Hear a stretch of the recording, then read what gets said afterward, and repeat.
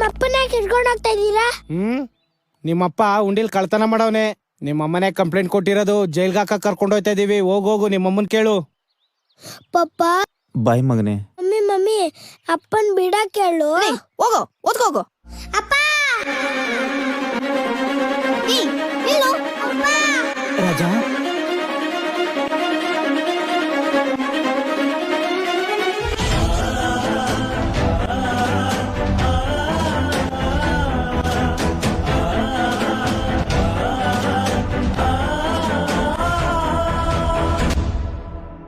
ಅಪ್ಪ ರಾಜಾ ಅಪ್ಪ ರಾಜಾ ನೀನ್ ಜೈಲಿಗೆ ಹೋದ್ರೆ ನನ್ ತಿಕ್ಕ ತೊಳೆಯೋದು ಯಾರಪ್ಪ?